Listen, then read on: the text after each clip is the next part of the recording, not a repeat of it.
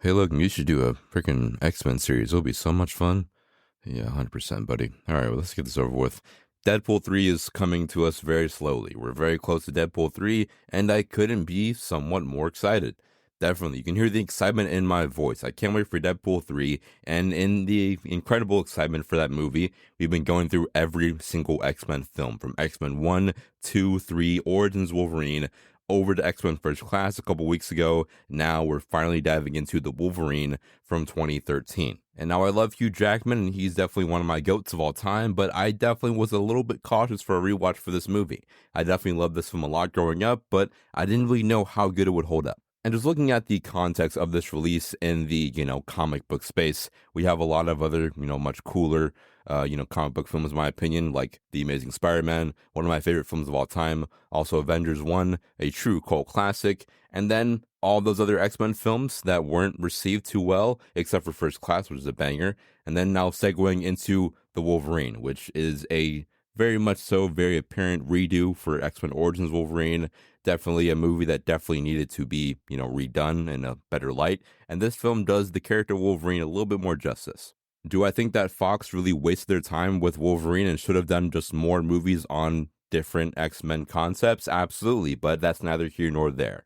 Now, how did I feel about the Wolverine before I watched it for the first time? And the answer is I've always remembered having the Wolverine in my life. This film was played a lot on FX on repeat growing up, along with a lot of the other X-Men movies growing up. This film was played a lot of the time. So this film is amongst one of those other films that have a special place in my heart. Not exactly a special place in my heart, but a place that I definitely appreciate. I will always love the Wolverine, even though it's not that good. It's kind of like, I have to love it. I have to like the Wolverine because it's like family to me.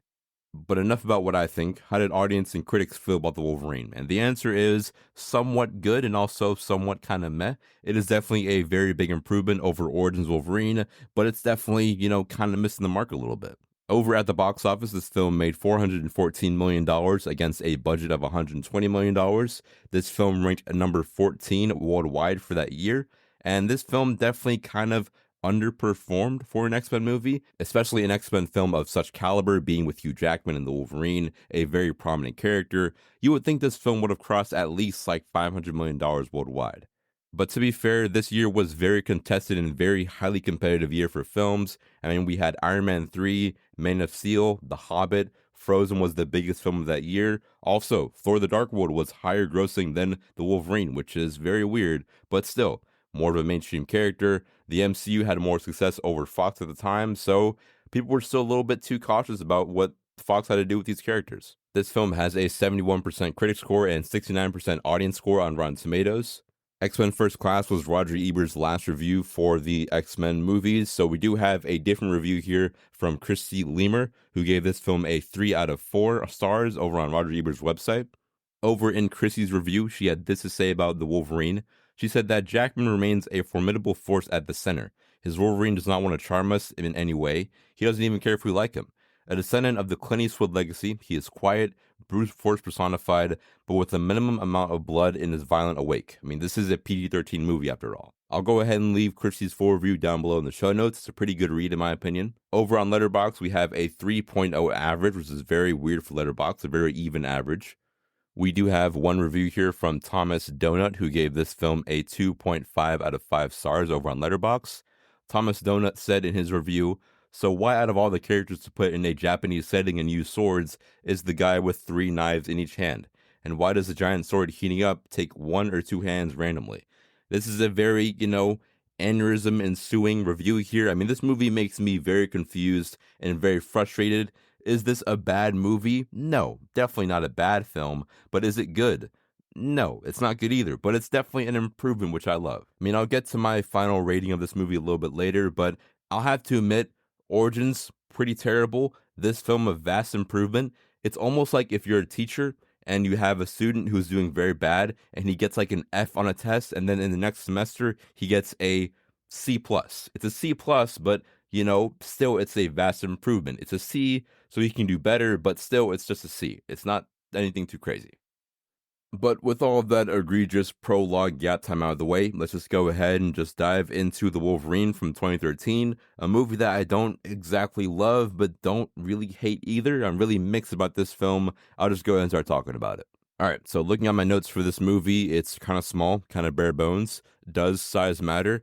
Maybe to the girl you're talking to, but in this case, I'll try to make do with what I have. So, starting off here with the opening. The opening for all these X-Men films have been just absolutely exquisite. Even the bad ones have pretty good openings. And the same follows here. We still follow that trend. The openings for these movies are just really top tier. And this opening for Wolverine is definitely one of my favorites. It does so much well with such a little bit of time, giving us that very small Japanese opening of World War II, the atomic bomb, Wolverine saving that random soldier he's never met before, is really everything about his character in this performance I love so well from Hugh Jackman. I mean, it's really hard to make a bad Wolverine movie. Even Origins is not that good, but it has little shimmers of hope in every single second of that film. Even though it's trash, it's still a Wolverine film, so I enjoyed it a little bit. Here, it's a lot better. I enjoyed myself a lot more, but the execution is still not there. The opening's execution, I will say, though, is really good, but the rest of the film doesn't really live to any kind of good standard. So, right after the amazing opening, we have PTSD being introduced to this character, Wolverine. I think that he's really always had PTSD, but in this film, it's tackled a lot more. And when it comes to PTSD, it's also really easy to make any kind of meh story good if you just add a character with PTSD. It immediately adds so much layers. You don't even need to really try at it. Just add your character, add some PTSD, you just got nominated for an Oscar. Congratulations. I mean, with a lot of my favorite characters in movies, they all have PTSD, or even shows, they all have PTSD. I mean, look at The Dark Knight, Batman, he suffers through the loss of his parents. Look at Iron Man, suffers through the wormhole stuff in Avengers 1.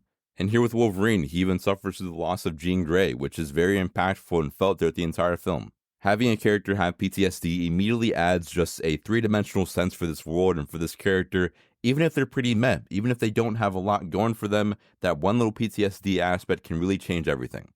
And as for the characters, most of them pretty mediocre, but this one character, Wolverine, is very three-dimensional. I wish they could carry on to the story as well, which is also kind of three-dimensional for a little bit, then also kind of falls off. I have to admit, this concept of Wolverine going to Japan to help out a dying friend is really cool and really fun, and yet I'm still kind of bored at the end of the day. And it may just be me. Maybe I just need to go out there and read some more X-Men comics that take place in Japan to really just understand and love this story a little bit more. But for right now, as a film, I don't really enjoy what it's doing here. It feels too slow, it feels too boring, feels like it's not taking any kind of urgency with its pace, which makes me really frustrated. And of course, even though this isn't exactly an X-Men film, we do still have the classic mutant racism that's seen in a lot of X-Men media, which is really dumb. It's really kind of pissing me off. This whole mutant racism thing, I get it. You need it for every single film, but still, I'm getting kind of tired of it. I mean, it doesn't make sense that you have a guy like Captain America that gets, juiced up with a bunch of drugs. Then you have a guy who's born with metal claws, and he's automatically a monster. He's automatically a disgusting, vile creature. I mean, the racism in this universe is just really stupid and annoying, and I just kind of want to move past it. But after that, we have a funeral scene in a movie, which, once again, if you've heard my review for X-Men 97, then you know just how much I love funeral sequences in film. They're so easy to do. Once you add one single funeral scene, it immediately makes the film at least a 7 out of 10, because funeral scenes always hit hard. Also, in this funeral scene, perhaps the smartest thing this film could have ever done is make Wolverine aging. Making him a man and making him not be able to heal really takes away the biggest thing about his character, putting him through a lot of pain and struggle, which makes him just that much more interesting in the film. And I know we get a little bit more of this as we go into Logan, and a few more episodes will be there, but I think that with this film, it's the first time we've ever really seen him go through something like this, which really adds this different kind of lens that this character has to go through, a lot more struggle, a lot more pain, which makes things a little bit more interesting. I mean, if this film was all just sunshine and rainbows, no pain, no trauma, no struggle, no consequences, it would be really boring. I mean, we've seen Wolverine through all these movies. He's healing up. He doesn't have to really worry about getting shotgun in the face. His face is going to heal right back. So who cares? Clearly in this film, it's a lot more different. If Wolverine gets shot in the chest, he's probably going to get popped. So it really adds a different level of fear and a different level of fright with this film, which I really do miss as an audience member. And right after the funeral scene, this movie gets very, very boring. A large chunk of this movie is just Wolverine and this random girl from Japan walking around Japan and just doing a bunch of lollygag stuff. That's a very large chunk of the film. I don't really like it. That's really my main note and main takeaway from this entire film.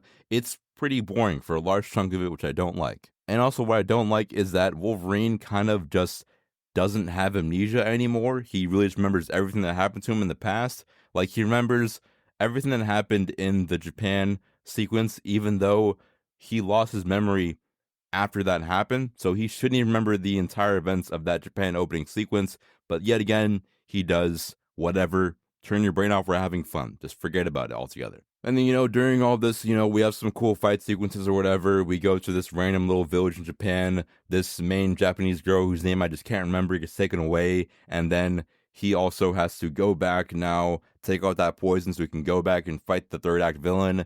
It's kind of just weird. It feels like they gave him this struggle to just have him later on go back and say, hey, we need him to have his powers for the third act. Okay, sure, no problem. Let's give him back his main powers and healing and all that stuff so the third act can finally happen. It's whatever. It's cool. It's kind of whack. I mean, I understand he needs his powers. That's Wolverine. But yet again, it kind of makes it boring. It kind of makes it cheap. Whatever. Who cares? We get the dojo fight in this film. The dojo fight is like a top 3 Marvel moment of all time. That dojo fight is absolutely insane. Never in my life did I think I need to see Wolverine fight like a guy with a samurai sword. That is just absolutely peak comic book cinema, and I'm here for every single second of that dojo fight scene. But hey, once again, Wolverine has his healing powers now. This sword duelist guy with a katana clearly outsmarts and outbeats Wolverine, stabs him through the gut.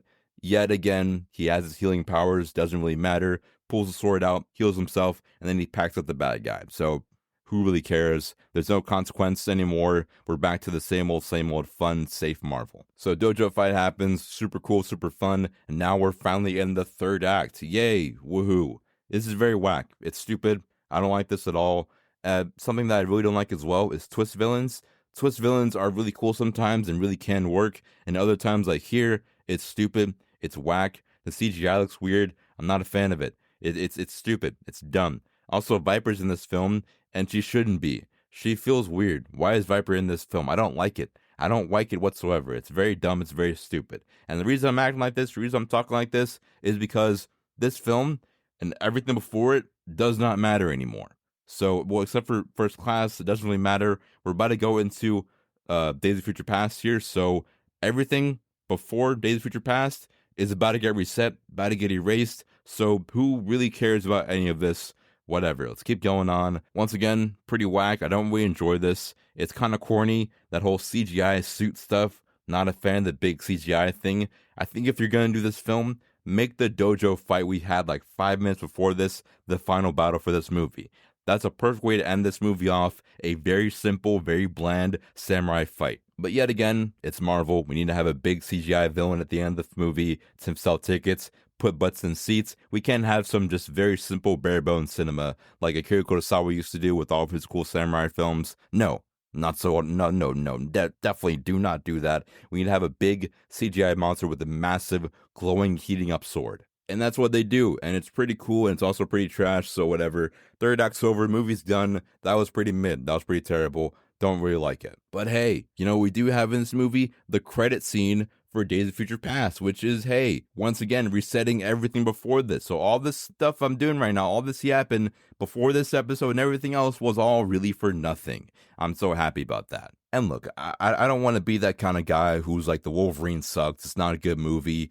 This film isn't exactly bad. It's one that I could definitely see myself revisiting bi-yearly or bi-decadely, perhaps, but still, this movie is just kind of a fun little quick summer fling. It's kind of if you meet a girl like, in the summer or the spring or the fall, and you guys are really together only for like 2 months. Do you care about this girl? Then, nah. You have like Ryan Gosling and Ryan Reynolds out there in the world. So no, you don't really care about the girl, but you do kind of still think about her sometimes, even though it doesn't really matter. Even though she's kind of had like a lot of big red flags out there in the world and she's really not wifey material, you still kind of love this quick summer fling, this quick fall fling. The girl you met over at a random ski lodge in December, you kind of like her a little bit, but still, is she wife material? Probably not. You're probably not going to talk to her ever again your entire life, but who cares? It's like, the Wolverine, it's fun, it's cool, but then again, we have Logan to look forward to here, so why would I really care? We have Deadpool and Wolverine coming up pretty soon here, so why would you really care? For every the Wolverine kind of girl, there is a Logan, a absolute 10 out of 10, beautiful, wifey material girl. And then you have, once again, your Wolverine, which in the moment, the Wolverine may seem like an incredible girl you're going to talk to. Then after that, is she really worth it? Is she really a good girl? Nah. But, it's still a fun time. That's my review for this film. And we're going to go ahead and start diving into the superlatives, which is the most fun you'll have the entire episode. Superlatives, we give it all those fun awards, the MVP, the best scene, one thing I would change, all that fun stuff. If this movie was a song, what would it be? All that fun stuff is about to happen in superlatives, so don't go anywhere, and we're about to get into it right now. You are a blowfish. What? Lady, whatever you're selling, I ain't buying, yo. Well, my name is Skylar White, yo. I get a spot? Okay. All right, let's go ahead and do one last superlatives before this universe gets reset and wiped clean. It had a fun time, it had a cool little stay, but, it's time to just start fresh, start new, brand new clean slate. So, starting off here, the best scene in the movie. What is the scene stealer for the Wolverine? And it's easily the dojo night fight. That is a top 3 Wolverine moment and a top 5 or top 20 Marvel scene. Favorite quote in this movie is actually not available. I don't have a favorite quote for the Wolverine. Is that me being lazy? Is that me being a bad podcast host? Maybe. But instead of the Wolverine, I don't have a favorite quote for it. So instead, I have a favorite quote from Over the Hedge, which is from that one possum dad guy who said, "Steve ate Vern." That's a good movie. Over the Hedge should have been the review for this week, not the Wolverine. But Over the Hedge is a DreamWorks film. It's not an X-Men film, so the producers for the Court of Cinema is probably pretty mad at me about that, but whatever, we're going to keep on going here. One small change for X-Men Origins Wolverine, or Wolverine, whatever this thing is anymore, is better execution. I really do like the Wolverine, but I think that it should have been done better. The concept is there. Everything's there. It has all the good ingredients to make a great film, but it's just not executed as good as it can be, which makes me pretty upset. This movie does have really good bones. It has a really good structure for a great X-Men film, but is it as good as it can be? Absolutely not. But once again, we're getting into, Logan. It's coming up pretty soon here, and also Days of Future Past, another great film as well. So we're getting to, the green pastures of the X-Men universe, so I can't complain too much in a little bit here. And now for Double Trouble. What's a good double feature for the Wolverine here? And there's only one right thing to say here. Go to Origins, then go to Wolverine. I mean, that works. It's whatever. This whole thing's about to get reset. But if I had to say for a good double feature, it's kind of obvious.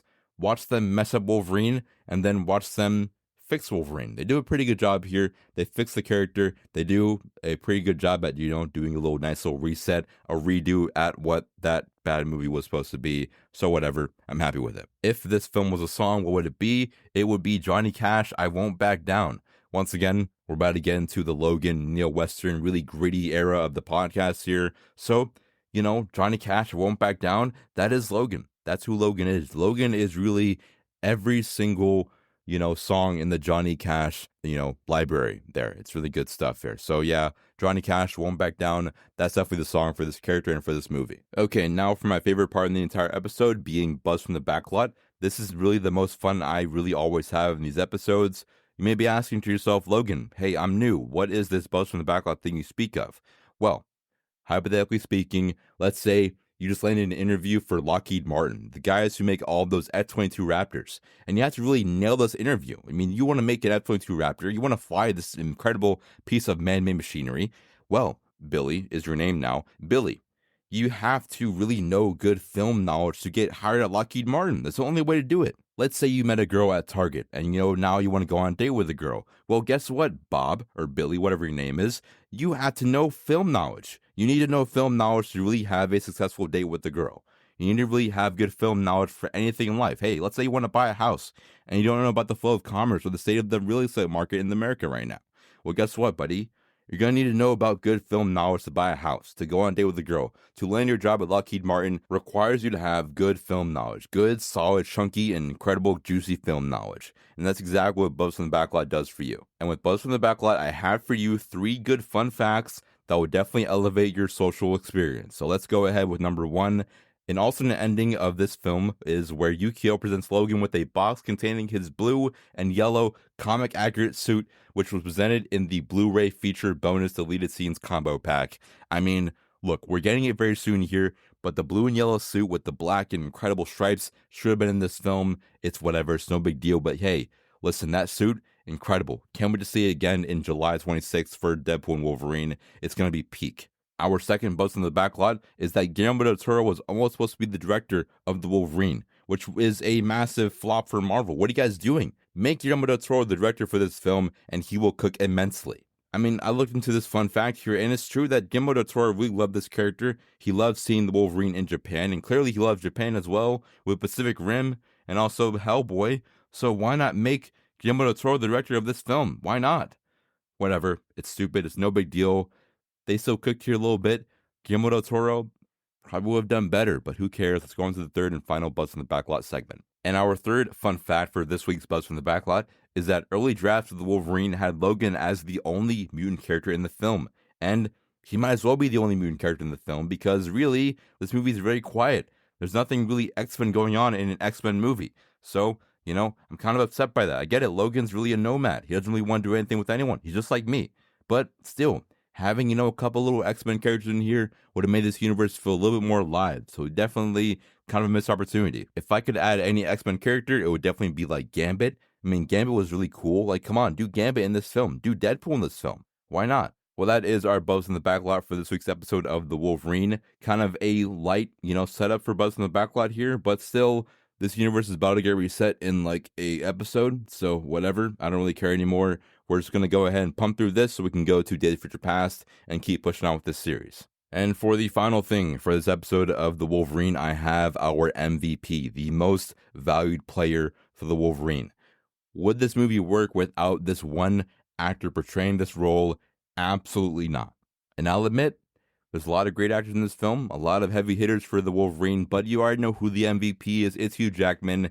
Another win for Hugh Jackman, being the most nominated and the most wins in the court of cinema history for the MVP. Hugh Jackman actually stopped by the studio early today to pick up his award. He's still doing like press stuff with Deadpool and Wolverine, so he had to kind of just come by, pick it up, and leave. So Hugh Jackman does say hi to all of you guys, but still, is he the MVP? Yes, absolutely. He's definitely well deserving of it. The Wolverine is the film that shows that Hugh Jackman is really the GOAT of all time and really the best guy to do this character of the Wolverine. If you hate on him or hate on his performance as Wolverine, this is the film that definitively silenced you for even hating on him to begin with. And our final score for the Wolverine is a C. Not a C+, not a C-, it's just a C. Don't get ahead of yourselves here. Once again, like the analogy I made earlier in the episode here, think of a kid who got an F on his exam, and then an exam later, he gets a C. I mean, hey, that's really good stuff. I mean, he did a good job. A C means that you can do better, but hey, the world is run by C students and by B students. Not everything is an A for it to be good. So, just saying that. My big question for you, dear listener, I want you to really let me know what you think about this big question here, is should Hugh Jackman stay after Deadpool and Wolverine? I don't know if I asked this question before, but I do want to ask it again here because I really want to know, should Hugh Jackman stay? I mean, should he stay for another like 5 or 6 movies? I want to know. Does he have it in him to stay for more films after Deadpool and Wolverine? I think no. I mean, he's already had the definitive book ending for this character. This is kind of just a quick little thing for the fans, and after this film, we won't see any more Hugh Jackman Wolverine. Maybe in Secret Wars, if that film even happens. I mean, we're still getting Blade to happen, so who's to say that film happens? Who knows? But still, should Hugh Jackman stay? Should he be recast? You let me know what's your opinion on that. I really want to hear what you think. Until next time, everyone, stay swagged out, stay cool, watch more movies, and as always, I'm your host, Logan, and I'll see you guys in the movies. Shine.